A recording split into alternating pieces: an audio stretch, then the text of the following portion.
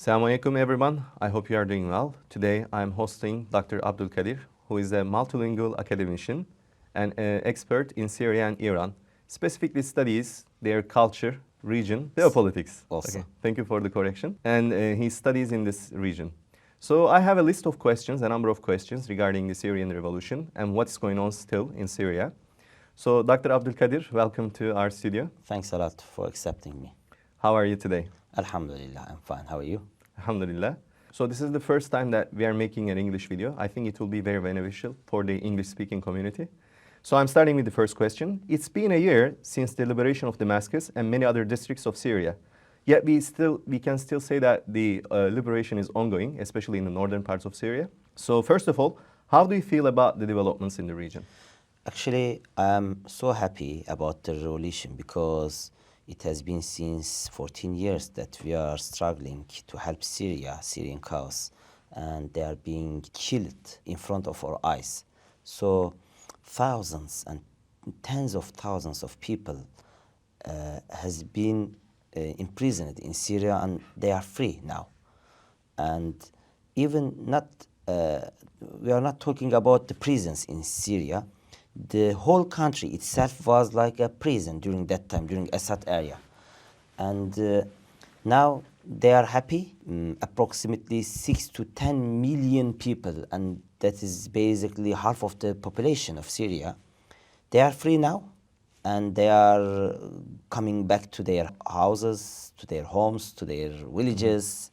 They are cheering, they are very happy, and this is a huge development. Syrian revolution is a huge development, and even if it didn't have any other benefit, this is enough for a revolution and for us to be happy.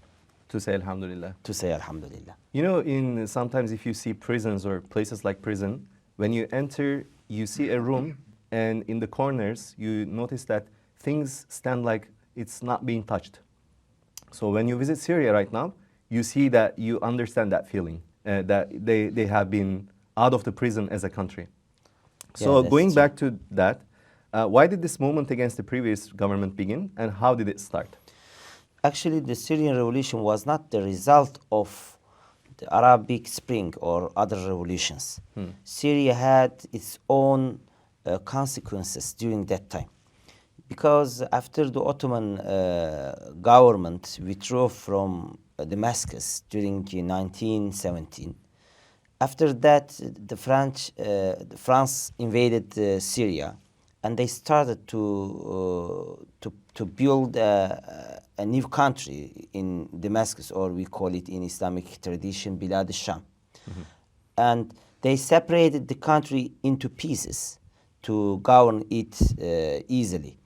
They built a Sunni majority population or government in Damascus and in Aleppo, and an autonomy called Alevistan. And they also prepared and developed a Kurdish autonomy, and they built Durzi government and Iskenderun. That was the initial plan. Yeah, that was the initial plan. But of course, they didn't succeed in that. After 1946, they withdrew from Syria, from whole Syria. And the Ba'ath Party, the Arabic nationalist Ba'ath Party, started to rule Syria. And during that time, in 1970s, Hafez Assad, the father of Bashar Assad, he toppled the regime. He planned a coup. After the coup, he took over the government and started to rule Syria as an elitist, sectarian dictatorship. During that time, Syria was like a hell. And the people, the majority of the people, they was not accepting this regime. They started to oppose the regime. And 1982 was very important point. During that time in Hama, the government started a massacre against his own country. I think 1984 or 1982. 82. Yeah, 1982, the big Hama massacre. They killed 40,000 people, and even much more of them were imprisoned, and maybe more than 100,000 people flee from their country to other countries like Iraq, Turkey, and Gulf countries. So from 1982 until 2011, we don't know anything about Syria because it's like a refrigerator. You don't know anything about the situation, the developments. It was a dark era. After that, people started to revolt against the regime, and everything has started when some children, they wrote to the walls, "الشعب يريد إسقاط النظام." That was a popular Arabic Spring slogan during that time. The people want the regime to fall. Then they started to arrest these children. They killed them, and they didn't just kill them. Actually, they tortured them. They tortured them in a very cruel way. So after that, people, because Daraa, the whole thing started in Daraa, and Daraa is famous with its tribal links. Yeah, the tribal leaders, they came to the governors and they demanded their children, and they have already been killed. So they didn't give the children, even their corpses. They didn't give their corpses. When they gave their corpses after 1 month, there was lots of signs of torture, and people get mad after that. They started to revolt, to make protest. The first year was not a civil war. Nobody used guns. Their aim was to change the regime, to change the attitude of the regime, not the regime itself. They were addressing to Bashar Assad, and they were telling, "Oh, Bashar Assad, you are not like your father. You are a different person." He was studying in London, in Europe, and he has some kind of civilization in his nature. He's different from his father, to kill people, his own people. He called Iran, Hezbollah, and Iraq Shia militias, and they started to target people, with the sniper rifles. I'll add a question here because it's a very hot topic right now, what's happening in Iran. What was Iran's role in Assad's mass killings and massacre? Listen, first of all, when the revolution in Syria started and the regime started to kill his own people, some people, the supporters of Iranian revolution, they didn't believe that. Or some of them, they told us, "No, this is not true. Iran is not involving in any country. Iran is not killing Muslims. That's not true." I started to collect videos, to investigate videos, and I proved that time, at the very beginning of the revolution, the first months, I proved that Iran foot soldiers and Hezbollah was there, killing the protesters. I thought maybe after I am proving this, they will accept this. They will distance themselves from Iranian policies. They never have done this. And then Iran, at first year, started to kill the protesters. When the crisis turned into a civil war at second year, and the Free Syrian Army and other Islamic organizations, they started to wage jihad against Bashar Assad, then they started to send their soldiers much more apparently. Then during that time, Qasem Soleimani, the famous Iranian leader and commander, he had lots of key roles during that war, and Iran Revolution Guards started to flew into Syria, and they even announced a fatwa. Ayatollah Sistani in Iraq, he announced a fatwa in 2013, and the Shias from Iraq and Afghanistan and Pakistan and all over the world, they started to flew into Syria, and they started to kill people and to reverse the revolution. In 2015, they demanded Russian help, and the Russian air power started to take some roles in Syria, and they started to bomb Syrian revolution. That was a critical point for the revolution. Main actor behind this involvement of Russian soldiers into Syrian revolution, the main actor was Qasem Soleimani and Ayatollah Khamenei, who we see now killed by United States of America in his house. Mm-hmm. So thank you, Dr. Abdulkadir, for this historical brief that you gave us.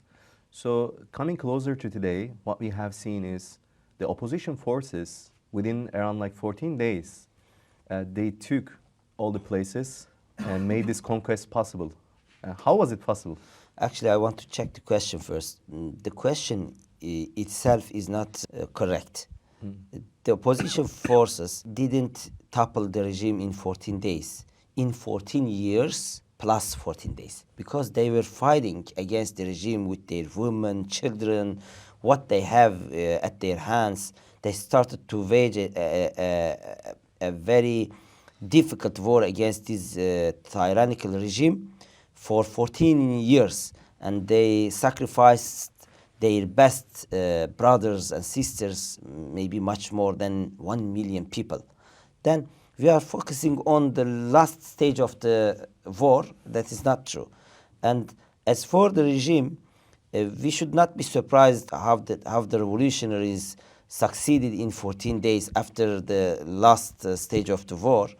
Actually, we should be surprised that how this regime survived for 14 complete years, because regime, they didn't give people, they didn't serve to the people.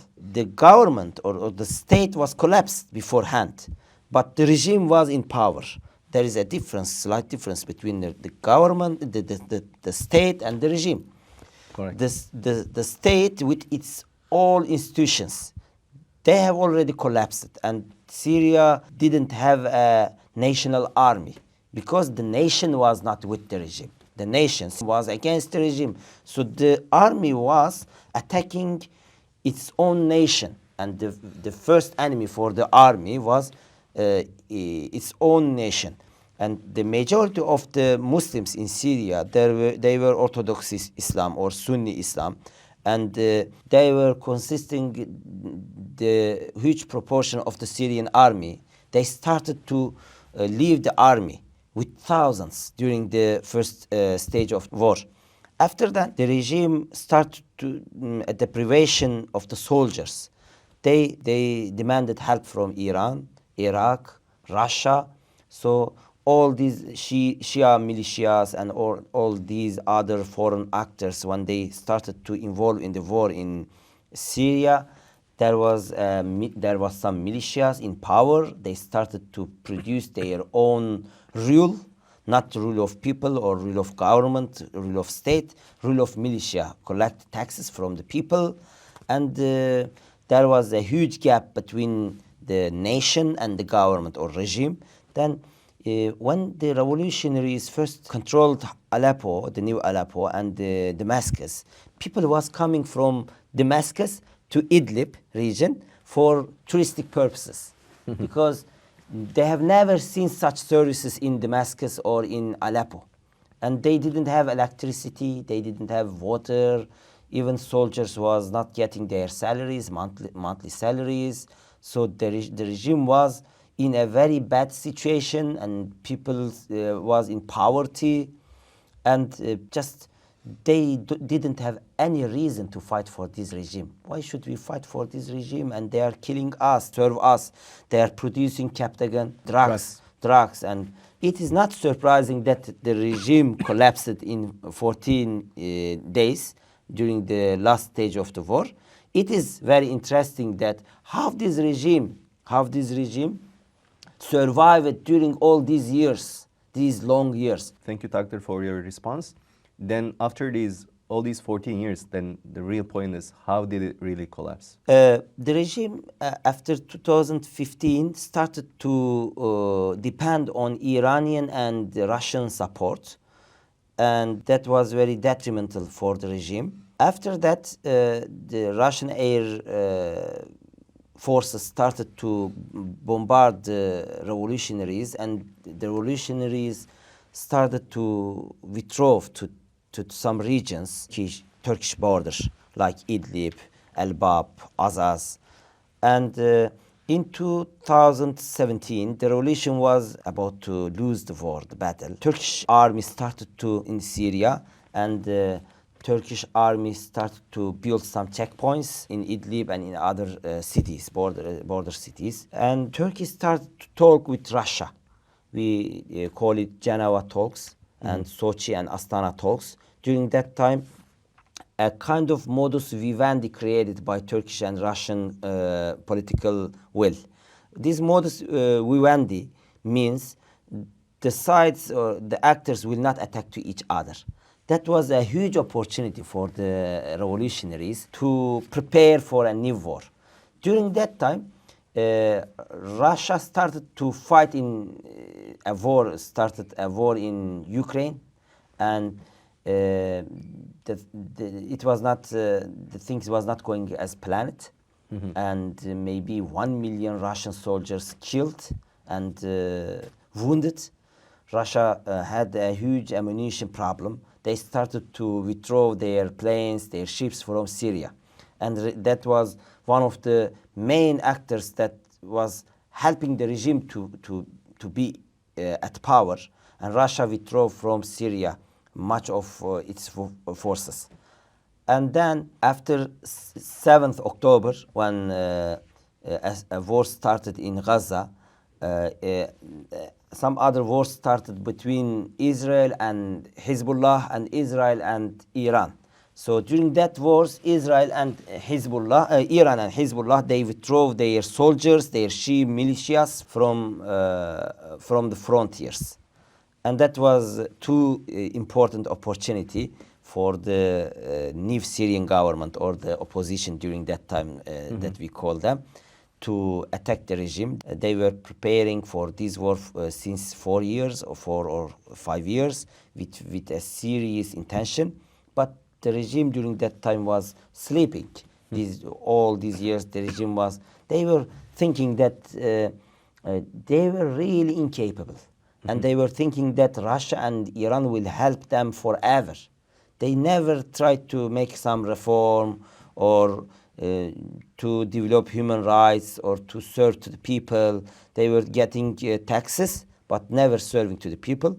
And of course, when the revolutionaries started to wage a war against Aleppo, they had to withdraw from the front lines, and the army collapsed. And in just 14 days, the regime collapsed. We call it in a Quranic ayah, khawiyatun ala urushiha. Khawiyatun ala urushiha mean it collapsed totally. Thank you, Doctor, for the explanation. So there is a claim that even though you corrected the way that I said, with this 14 days conquest became possible with the help of Israel and the United States. What are your thoughts about this? Of course, that's not true. Why Israel has bombarded Syria? They destroyed 500 different points, army depots, ammunition storehouses, and some strategic radar systems and some strategic defense systems that the old Syrian regime possessed. When these ammunition, these huge defense systems, they were at the hand of the Assad regime, why didn't Israel destroy them? After the first days of the revolution, Israel army started to attack Syria in different regions, in Homs, in Aleppo, in Damascus. And during that, I was in Aleppo, and we were at a hotel in Aleppo. Until to the morning, Israel bombarded everywhere, so that the new Syrian government, they don't get the ammunition or the defense systems. That is one point. The second point, when we want to see an American-supported revolution, we can look at, for example, Ukraine. The Ukrainian government, United States of America, is equipping them with all weapons, all different complicated guns and ammunition, and they are attacking or defending their country against Russia. And when we look at the YPG and PKK, the United States government was supporting them with all of different kind of technological ammunition and guns. But after the revolution, we don't see any United States produced guns or ammunition or other defense system at the hand of the revolutionaries. And even Israel invaded some parts of Syria. Now they are, even they fought against each other.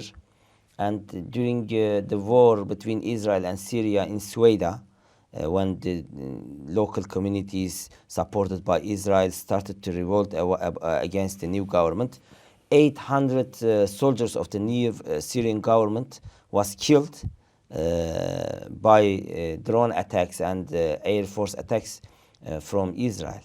So how can we accuse this revolution to be an American or Israel-supported revolution? That's not true, of course. There is also another concern, I don't even personally believe, but the concern is around like what will happen to the minorities now with the new government change? Yeah, what happened to the minorities in Iraq during Ottoman Empire or during Seljuk? What happened to them in other Islamic countries? For example, Egypt. We see in Egypt there are much more than 20% of Christians living in Egypt, and even there were lots of wars in Iraq during history. You see millions of Christians and other religions, and in Turkey also, in Syria also. You know, approximately 10% of Syria is Christian, and they have been living in this region under Islamic rule since more than 1,000 years. So when you look to Spain, I'm not sure if you can show me just even one Muslim village. Nobody can show me. But Muslims have been ruling Spain for hundreds of years. And now we see there is even no one village in Spain.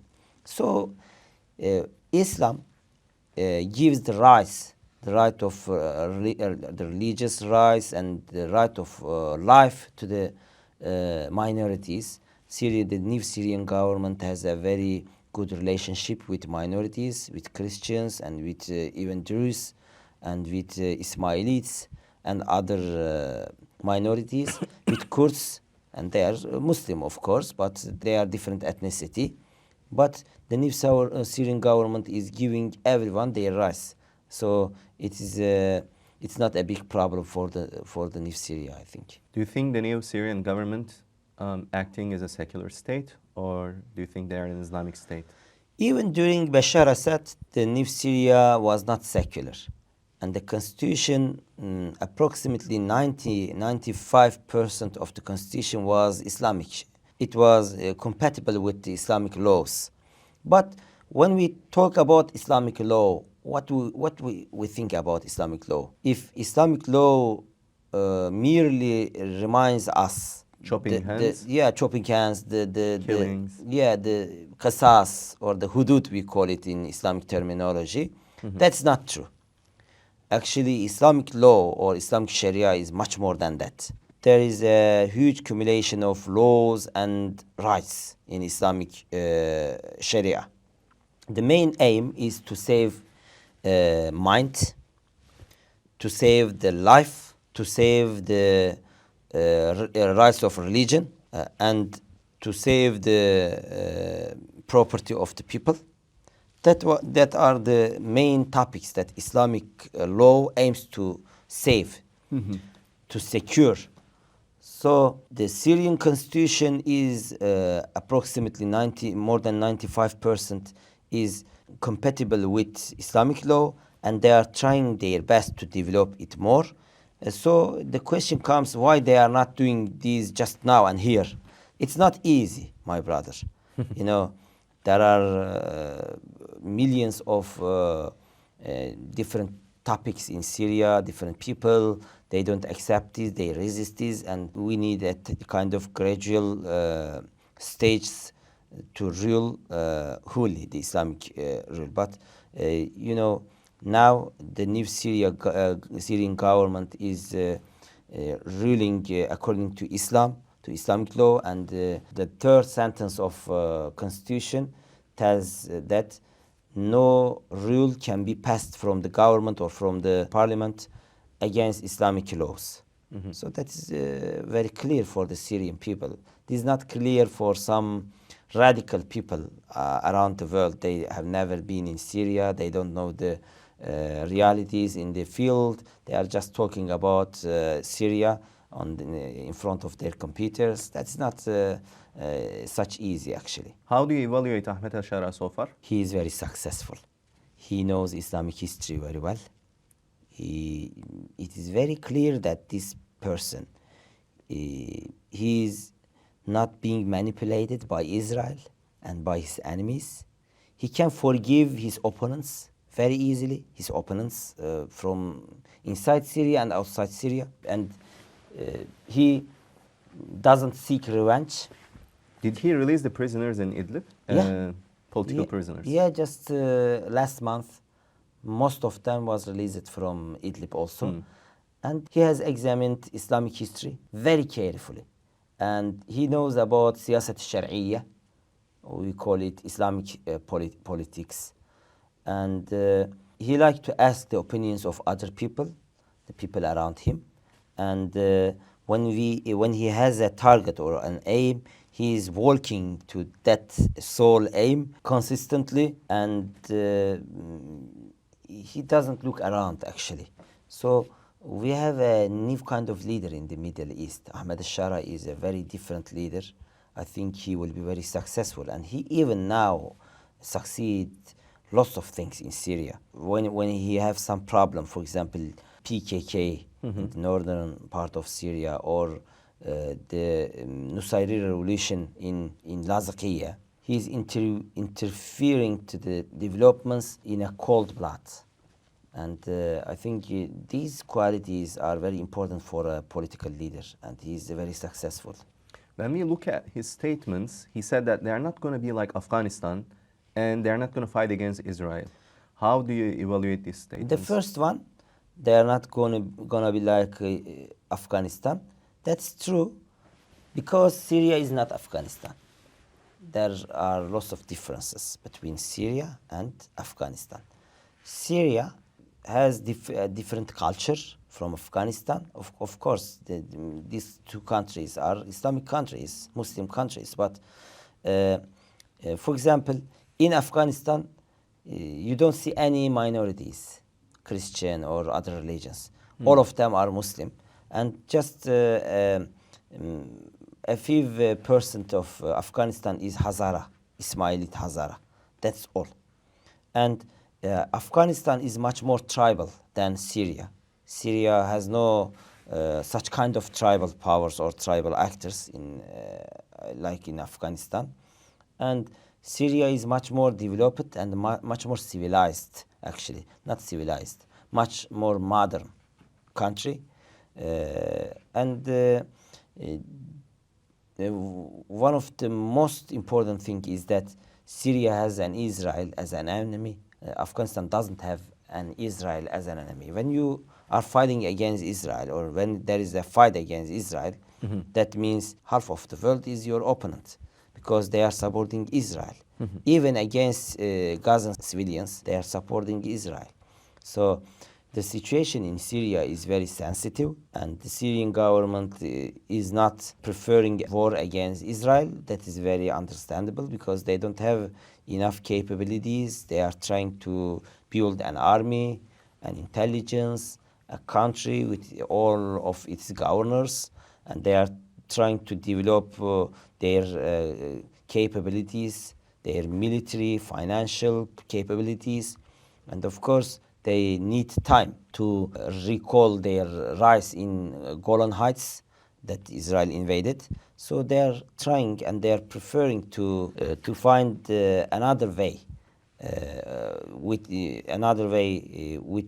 negotiations to get their lands from Israel. Thank you, Doctor. So there seems to be some certain uncertainty regarding the government's goals, and it is not very clear what are they trying to achieve right now. So wouldn't be better if they appoint a spokesperson to address their objectives clearly? No, actually the uncertainty is the main policy of the new Syrian government. That is their main policy, because when they start to follow a certain policy, this will draw the attention of certain actors in the region. Maybe they will be disturbed, or they will be provoked from the main achievements or the main aims of the new Syrian government. So uncertainty is best for the new Syria. So new bars are operating in Syria. The places associated with activities which could be considered sinful are still operating. So how are you considering this? Yeah, new bars are not opening. That's not true. That's just an accusation. Foreigners, they don't know about Syria. They are just talking about it. That's not true. And the bars, as for the bars, you know, there are millions of Christians in Syria, and in Islamic law they can use alcohol. So the new Syrian government.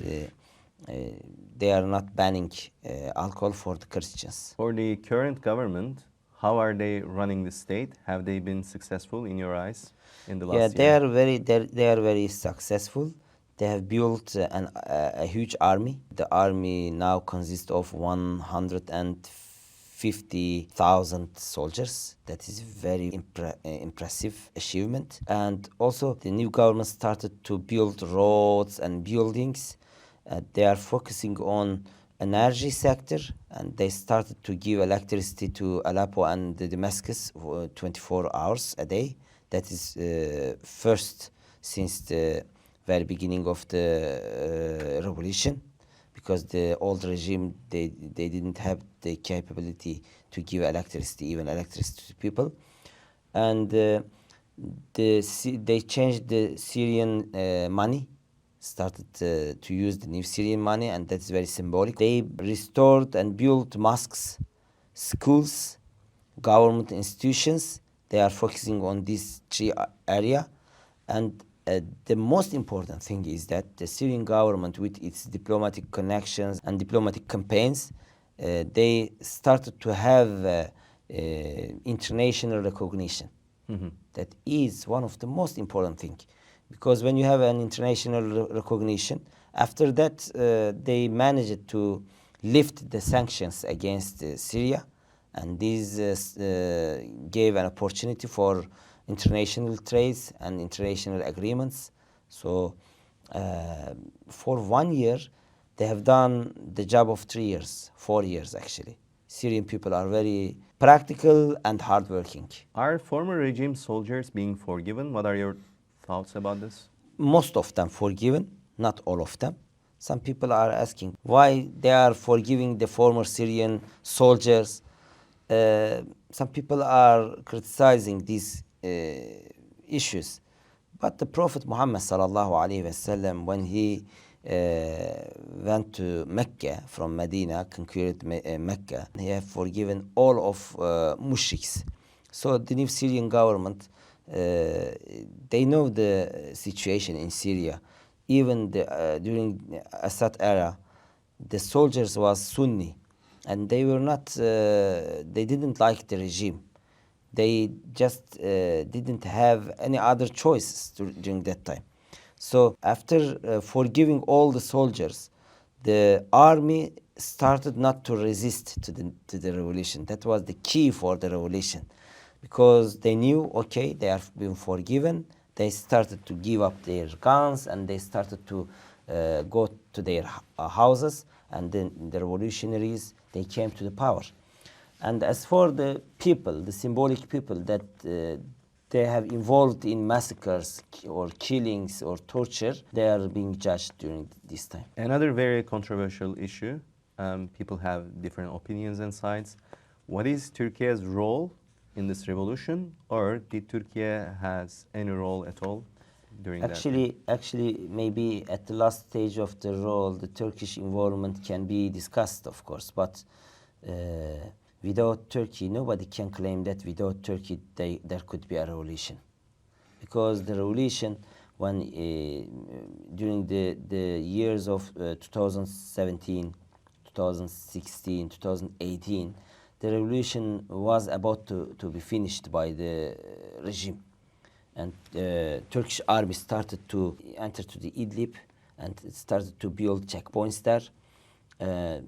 After that, the revolution had an opportunity to rise again, and you just see what Jordan has done to the revolution. Jordan, what they has done, they told to the revolutionaries in Dar'a and Ghouta, they told them, okay, you are alone, we are not helping you, we are not giving to even bread. You just go and come to agreement with Bashar Assad. Actually, that was meaning death, or you die. So Turkey has never done this. Turkey accepted 3 million people from Syria, even much more than 3 million people, as immigrants, and they opened the gates between Idlib and Turkey, and they gave electricity, they gave every opportunity to the revolutionaries to be alive and to survive. So Turkey has a very, very important role during this revolution. So regarding the YPG, I don't want to call them as Kurds because they don't really represent That's the a Kurds very for important speak thing. for, Thank you very much. That's which very is important thing. located in the north eastern part of Syria right now.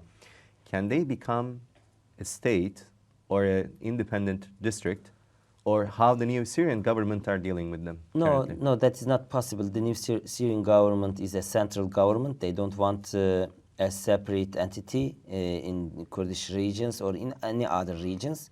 There are Turkmens, there are Druzi, there are Ismailis, Christians, so that they will demand this also. But Syrian government is a central government, central state. So I don't think there will be a federation-like situation in Syria also. But they are giving all the rights to the Kurds people that the former regime didn't give.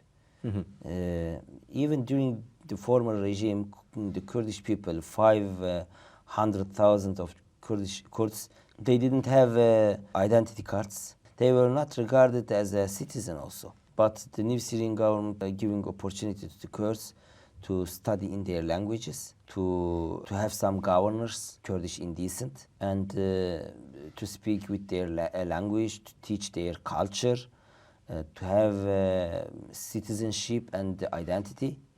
So the new Syrian government is carefully separating Kurds from YPG or PKK.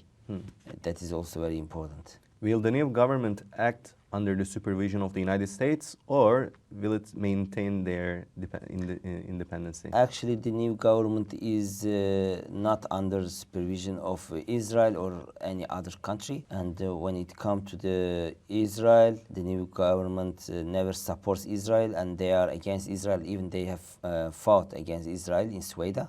We know that they have lots of martyrs. And when it comes to other American policies, they never accept. Even United States of America has no bases in Syria. They closed all of their bases and they withdrew to the Iraq. So it is just a prejudice that the new Syrian government has some influence on it from United States side. That's not true. Of course, all countries, they are working together. They have relationship. They have agreements. They have some disagreements. That's true. Dependencies. That's true. But that does not mean the Syrian government is supported by United States of America or some other powers. That's not true. We are coming to the end, Dr. Abdulkadir. So I have a question. What is the key message we should take from this revolution? The key message is that these regions, these cities belongs to Islamic Ummah. Damascus, Aleppo, Kabul, Baghdad, Gaza, Quds, Jerusalem. All these regions belongs to Islamic Ummah. We will reclaim our rights. We will get our rights, and we will kick the enemies out of our lands. They can just demolish all the cities. They can use chemical weapons. They can kill children and women indiscriminately.